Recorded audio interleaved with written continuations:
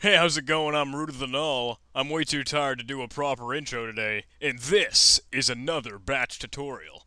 If you guys know where that's from, dude, good on you. And, wow, how do I get started with this one? Today we're going to be looking at a little bit more of delayed variable expansion, but we're going to try and be activating it without using the setlocal command like we've usually been doing at the top of all of our scripts. Because this last script that we just wrote, the create array script, that script was using delayed variable expansion, but not really explicitly. Like, we didn't really turn it on in the script, but it would inherit it from other environments, like if we were trying to run that program or that script from another script externally. So now we want to be able to do this regardless of what we're doing, because let's say we're in the shell and we want to create an array. Well, we still need to have delayed variable expansion on and that sort of thing. So we want to be able to turn it on without using the setlocal command.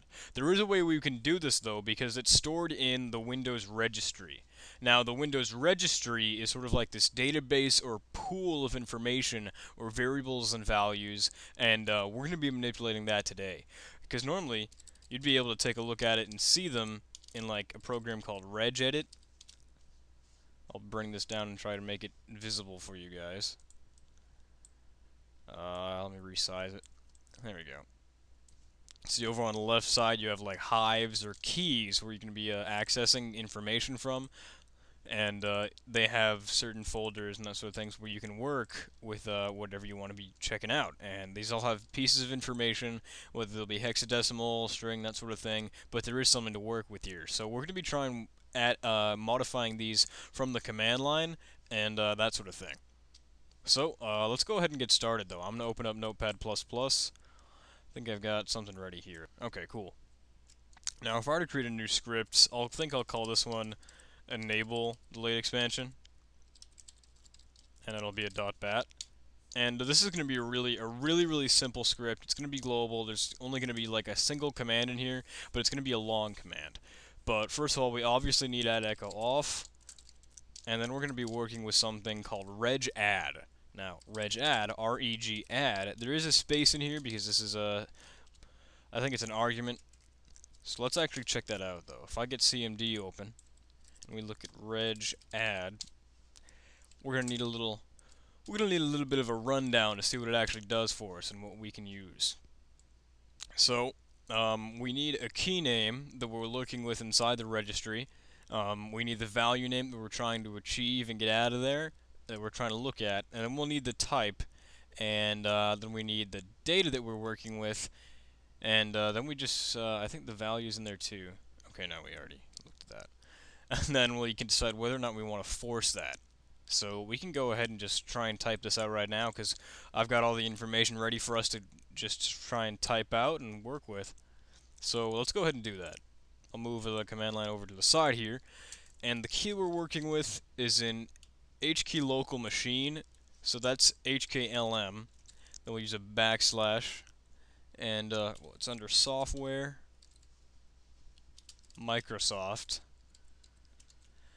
and command processor. So this is pretty much like the command prompt. You can kind of understand that this is where a lot of the information is stored, and the value, we're going to need a dash V here to represent this is the value. It's just like a tag, a forward slash.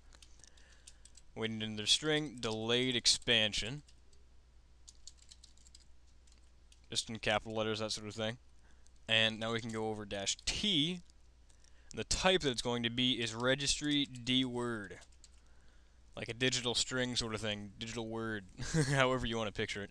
And now the data that we're trying to set it to, this is where we actually are turning it on or off. Because if we were thinking of it like Boolean things, true is 1, and 0 is actually false, obviously. So we can turn this to be on or off, just like a little trigger. You can be 0 for false or 1 for true, on or off, that sort of thing. So for this one, we're trying to turn it on, and we are going to force this, so dash F.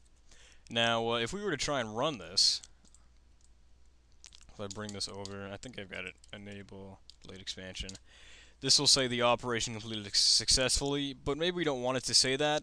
So what we can do is simply redirect this with our redirection operator, the greater than symbol. Yeah, just the greater than symbol. I'm sorry guys, I'm way too tired right now. And NUL is practically null or nothing, and that will hide itself from anything.